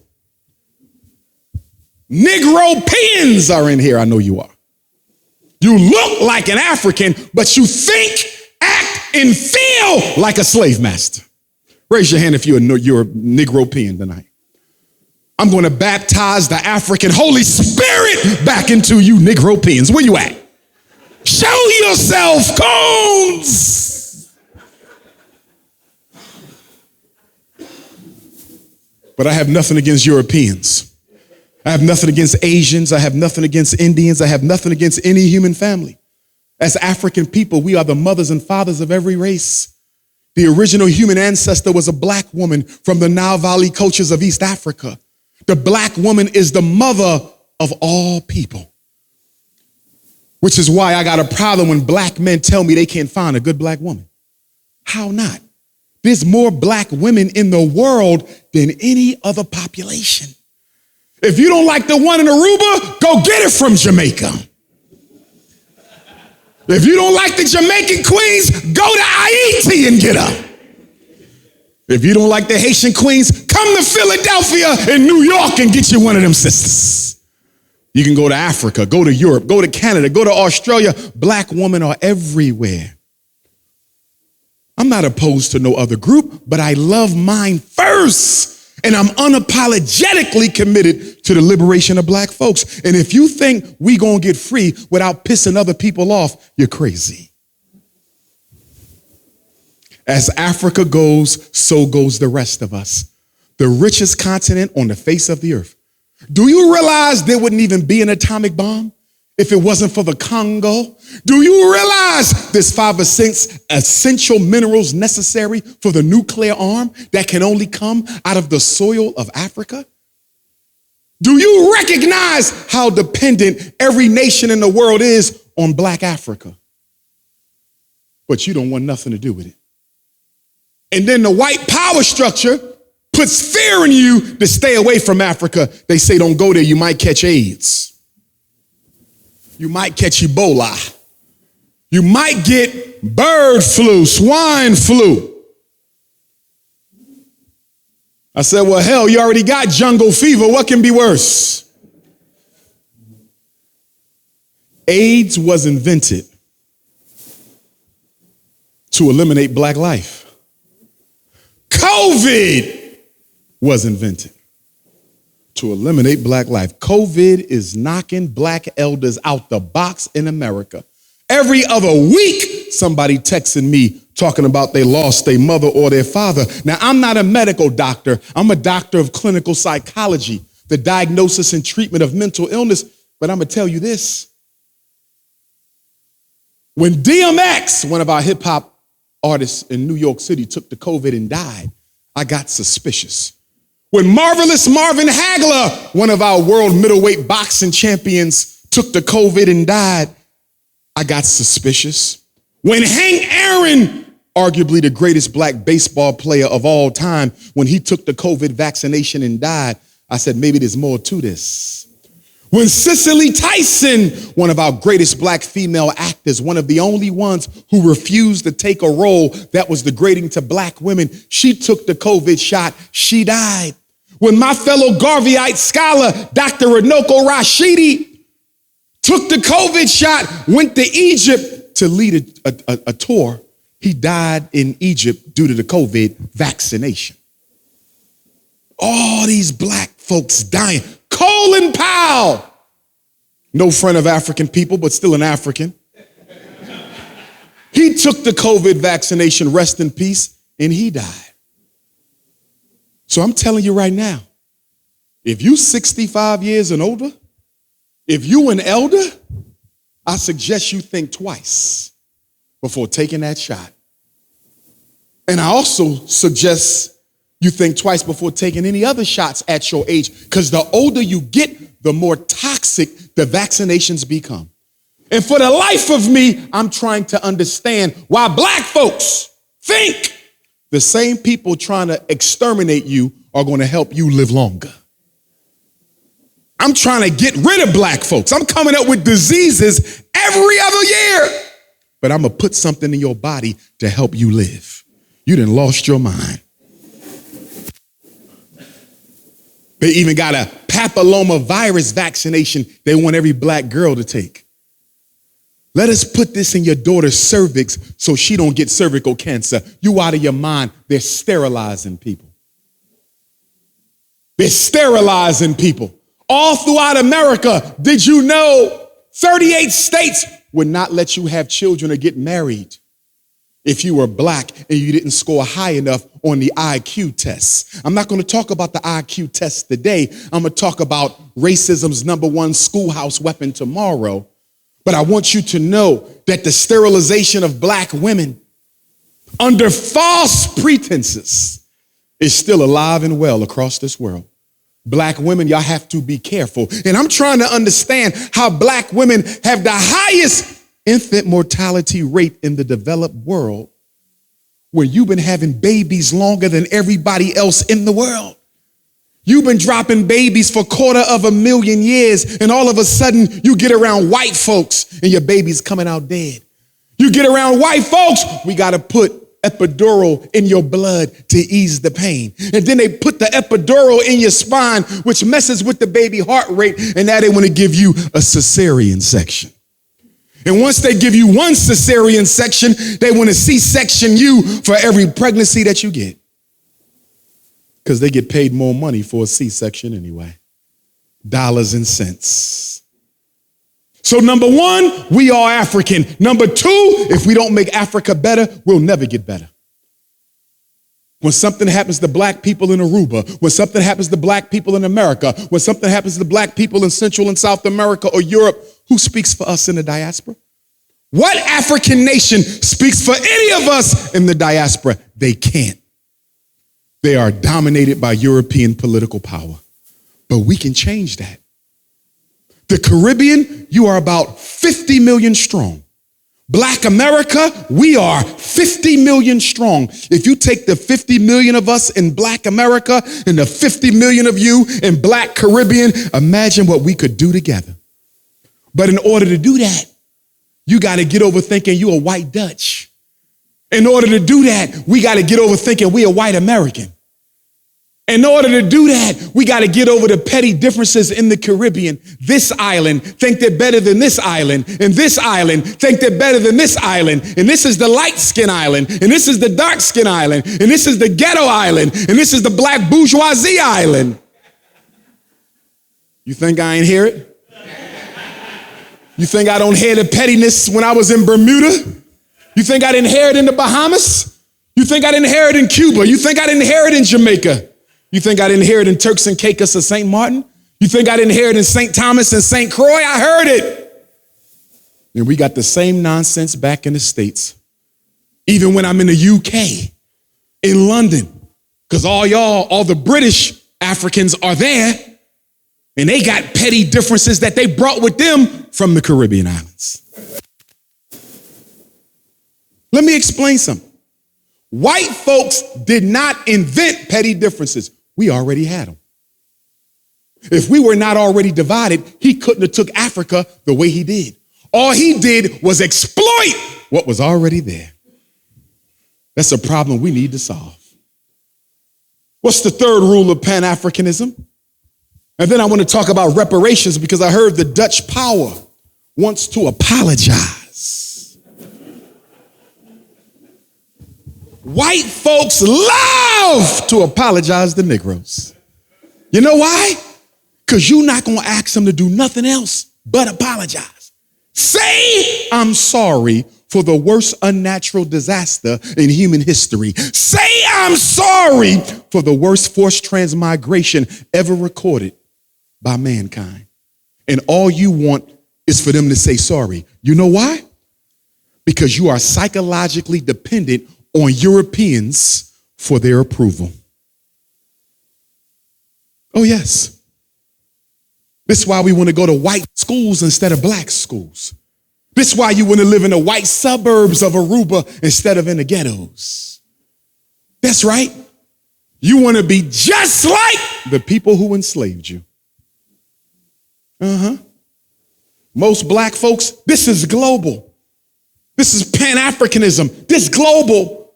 Our problems anywhere are our problems everywhere. Everywhere I've been on the face of the earth, there's a white Jesus. Everywhere I've been on the face of the earth, a non-black culture is running black people's economy. You can't name one country on this planet, including Africa, where the economy isn't ran by foreigners. Oh, but you independent. Say, we independent? You got a flag and an anthem and a dollar bill currency printed by white folks. But all your businesses run by non-blacks. Look at our brothers and sisters in South Africa.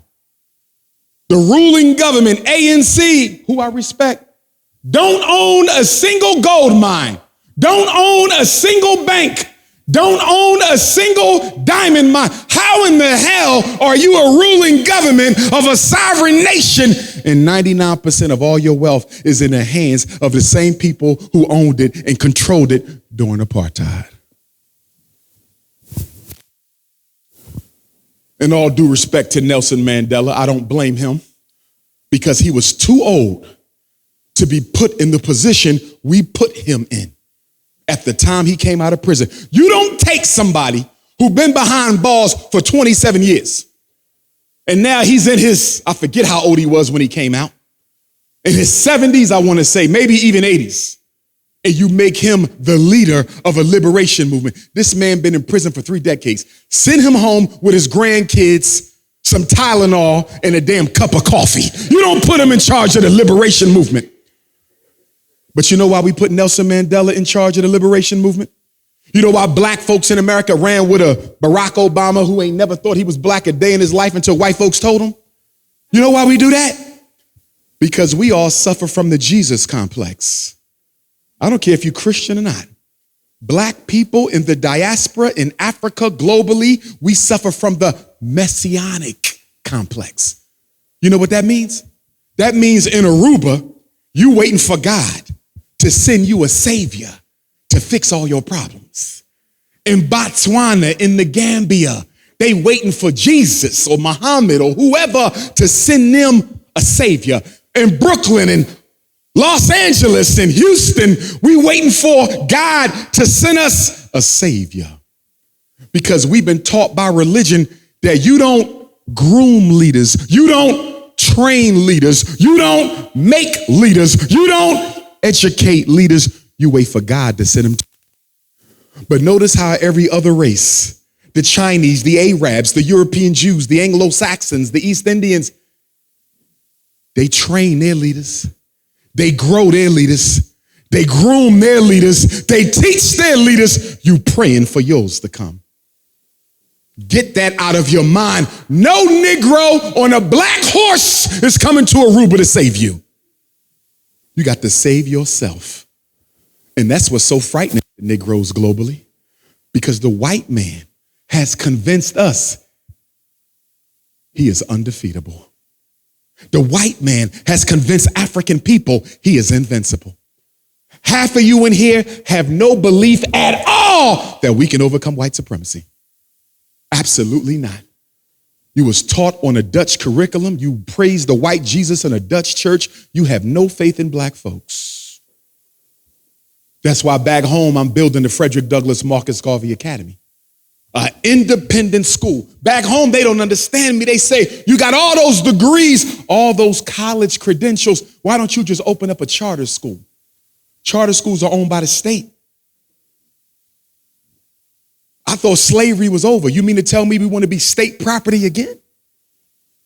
My school going to be independent so I can run it the way I want to run it.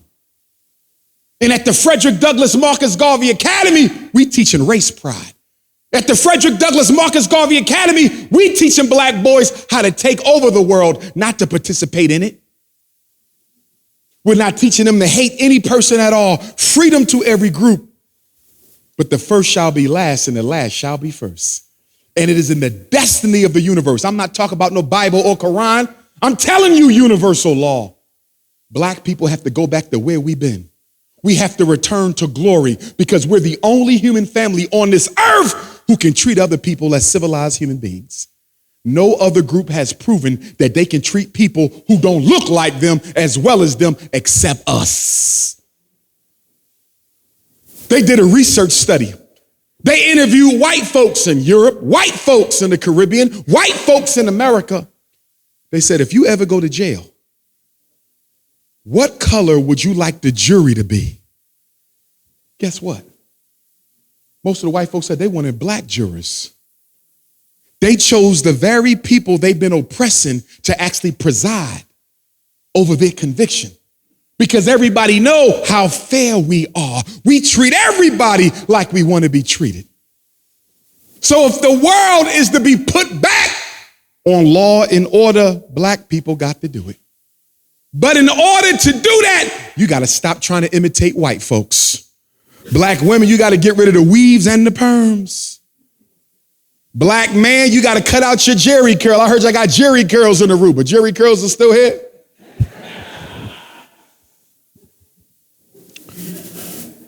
How you expect God to bless you when you so busy imitating somebody else?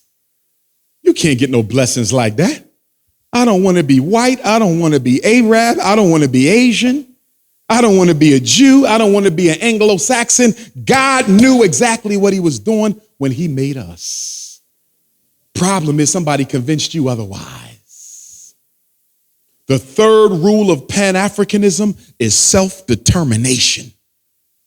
How do I sum up self-determination? Whatever is to be done for Africans must be done by Africans. There's no non-black participation in our freedom struggle, and there's no non-black money financing our freedom struggle. There's an African proverb that says the hand that pays is the hand that rules. And you wonder why we're not making more progress. Most of our politicians globally financed by white folks. Most of our churches financed by white folks. Most of our community organizations financed by white folks. There's even a book back home in America called The Revolution Will Not Be Financed. The book talks about how black people haven't made more progress since Dr. King's murder 55 years ago because we want white people to fund our freedom struggle. You out of your damn mind. White folks are never going to fund. They will defund you. And they will send black bourgeoisies into the black community in Aruba to gas you up and make you think white folks have changed their 500-year-old opinion about you. I don't live in Aruba, but I know you got a black bourgeoisie because you can't control black people without a black bourgeoisie. Who are the 5 families of the black bourgeoisie? They got a black bourgeoisie in Philly. They got a black bourgeoisie in Oakland. They got a black bourgeoisie in Chicago, Aruba, St. Martin, Amsterdam, Jamaica, Nigeria, everywhere. There's black people. You control us through the Negroes we trust. Black religion is a bourgeoisie. Blacks in higher education, your academic scholars are bourgeoisie. Not all, but many. Your black businessmen and women who have a lot of wealth and money, but they never use it to help liberate their fellow Arubans. Your blacks in the media, internet, TV, radio, they talk about everything in Aruba except the important things. They got you worrying about losing a World Cup. Like that's going to change a damn thing for you. We got to wake up and smell the coffee. We got to do it ourselves. Somebody said, Dr. Umar, why can't liberal white people help us? If Chinese want to help us, if Arabs and Jews want to help black people, why they can't come in, Dr. Umar? I don't understand this Pan-Africanism. I'm going to tell you why they can't come in. Because no other people are going to be more loyal to your agenda than their own. I'll tell you why they can't come in. You have a psychological inferiority complex. If one white person joins your black movement, psychologically, you will look to them for leadership. Psychologically, without even being conscious of it, you'll start depending on them to save you. That's why they can't be around. It don't mean they bad people. It just means our saving must be done by ourselves. The school I'm building, not a single penny from another race. People thought I was crazy. We started raising money in 2014, bought a school in 2019, and guess what, y'all? I tried to use black contractors to fix the plumbing in the school, fix the electric in the school, fix the heating and air conditioning in the school, and guess what? 99% of every black contractor I use robbed us, scammed us, betrayed us. 3 years!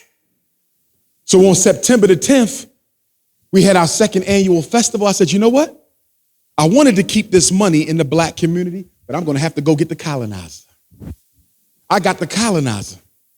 And guess what? Today is December the 10th. My festival was September the 10th.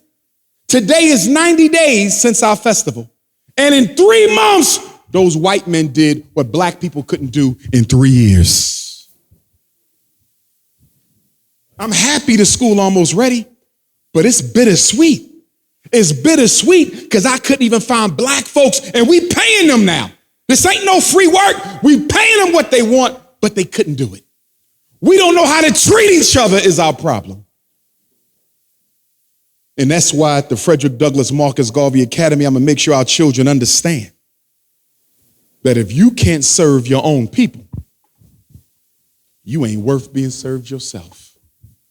I got 15 minutes left. Let me talk about reparations. This Dutch apology coming. If I were you and the Dutch came to me and said, Dr. Umar, we are sorry for slavery, I would tell the Dutch government, if you that sorry, then you know what you need to do? Don't just use your mouth, use your banks. Don't just use your mouth, use your wealth. Don't just use your mouth, use your land. Don't just use your mouth, use your political power. And correct all the problems that your slavery caused for us that we still suffer from right now. Don't you accept no apology without no restitution. Don't you accept no apology without no reparations. So let me get this right. You're going to say sorry, but black people in Aruba who want to open their own business can't get a bank loan from none of these banks. What you going to do about that? So sorry, government. Our children in Aruba still taught on the Dutch curriculum in school. What you going to do about that? So sorry, government. We got black kids in Aruba killing each other out of pain, hopelessness, and a lack of opportunity. What you going to do about that? Sorry, government. Or are you going to recreate the institutions that take advantage of black people? Or are you going to redesign society in Aruba and all the Dutch territories so you eliminate the bias, you eliminate the discrimination, you eliminate the disproportionality, you eliminate the inequity in hiring, firing, employment, and otherwise? Are you going to do that? Or are you going to take the white privilege out of your institutions and your operating procedures? Because if you're not going to level the playing field for black people in Aruba, don't you dare tell me you're sorry. But you know why they can tell you sorry and get away with it? Because you're so in love with white people. You just want them to accept you. That's our problem all over the world. We just want to be accepted by white folks. We don't want no power. Black people ain't never had a meeting about power. Anybody ever call you up and say, yo, we getting together after church, 4 o'clock. We're going to have a conversation on how black people in Aruba can develop power of our own. When the last time you heard that conversation? Only meeting you go to is some hand-picked Negro by the political parties telling you to come out and vote for some political party who ain't thinking about you, and you ridiculous enough that you keep going back to vote every time voting is up and they never done nothing for you your whole life. What's the definition of insanity? Doing the same thing over and over and over again, expecting a different turnout. Black folks in America got this disease real bad. You see us over there. Go vote! Vote for what? I don't know, just do it. Can we vote away mass incarceration? Can we vote away miseducation? Can we vote away police brutality? Can we vote away gentrification? Can we vote away access to wealth? So you're telling me the things that matter most to black people are never up for election. And they didn't brainwash Africa. Everybody in Africa worrying about who they can vote for next. The vote mean nothing. Africa don't need democracy. Africa need development. And the people you voting for are all controlled by the people robbing your land. You know what Father Rothschild said? The man who invented the global Jewish banking establishment. He said, give me control over a people's money. This is what he said. Give me control over a people's money, and I care not who makes the laws.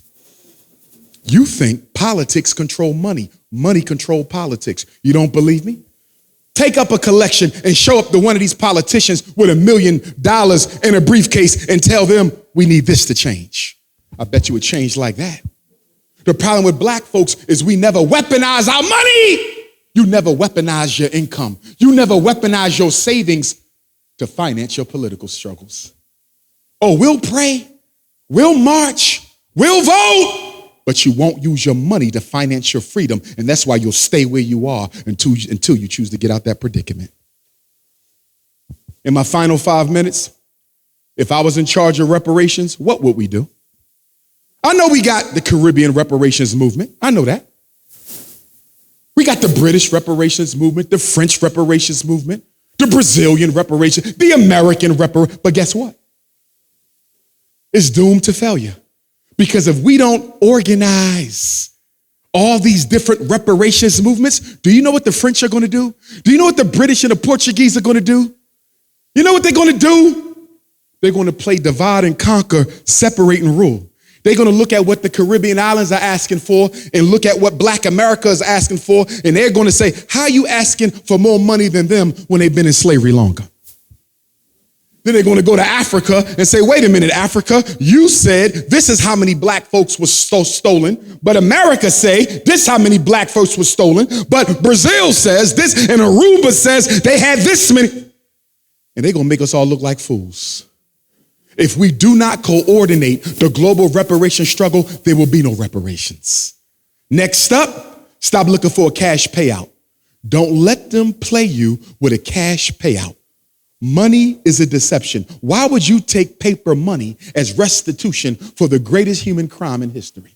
I don't want no damn money. I want land. I want businesses. I want political power. I want control of natural resources. That's what I want. I don't want no damn paper money, because the only thing you're going to do with some paper money in Aruba is take it to these Chinese shops and these Indian shops and these Jewish shops and these Anglo-Saxon shops and give your slave master all your money right back.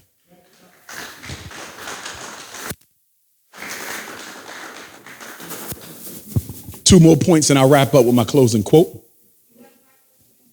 2 minutes. The Queen said, cut it out, Doc. I'm going to give you one more. Black music. Part of my reparations package, only black people can own black music. Only black people can publish black music. Only black people can sell black music. Do you know why? Our music is one of the largest exports in every European country where we live. If we controlled the publishing, the printing, the performing, the selling of black music, we'd be making enough money to build a black Wall Street in every single community in the Caribbean islands. I close with a quote. My ancestor, Frederick Douglass, some of you know this name. We are related by blood. My family came to America in 1701, a black man stolen from Nigeria. He was brought to Talbot County, Eastern Shore, Maryland. He married a black woman named Selah, for whom my 11-year-old daughter is named. Selah had my grandmom Jenny in 1774. Grandmom Jenny married a free black man, my grandpa Isaac. They had 12 children. One daughter was Harriet, another daughter was young Betsy, my 5 times great-grandmother. These 2 black women were raped by the slave master who owned my family. As a result of that rape, in February of 1818, Aunt Harriet gave birth to arguably the greatest black leader in American history. His name, Frederick Augustus Washington Bailey. At the age of 20, he ran away. He changed his name to hide his identity. So in 1838, Frederick Bailey became Frederick Douglass. In 1819, his half-brother and first cousin was born, my 4 times great-grandfather, Stephen Henry Bailey. Cousins because the mothers were sisters. Brothers because the slave master raped both sisters. Grandpop Stephen was born a slave. He married Grandmom Caroline, born a slave. In 1841, they had my 3 times great-grandfather, George Washington Bailey, the first black public school teacher in Denton, Maryland, hometown of Harriet Tubman's family. Grandpop Stephen married Grandmom Annie. They had Grandmom Vivian. She moved to Philadelphia. She met and married a Cuban immigrant, my great-grandfather Cicero from Havana, Cuba. And they had my grandmom Ida, who died 4 years ago. She met and married James Johnson. They had my father Jamal. He met and married my mother Barbara in North Philadelphia. And on August the 21st, the anniversary of the Haitian Revolution, August the 21st, the anniversary of the Nat Turner War, August the 21st, the anniversary of the George Jackson War, August the 21st, the original birth date of Jesus Christ, I was born. Frederick Douglass said, if there is no struggle, there is no progress. Those who profess to favor freedom but deprecate agitation are like men who want crops without plowing up the ground. They want the rain but can't stand the thunder or the lightning. They want the ocean but they're scared of the awful roar of the waves. Frederick said, for 20 years I prayed on my knees to God for freedom, but the good Lord gave me no freedom until I got up off my knees and prayed with my feet. He said, a man may not get all you work for, but you will pay for all that you get. And if we are ever to become free, we must pay for that freedom with words, with blows, with our life. But power concedes nothing without a demand. It never did, and it never will. Black power.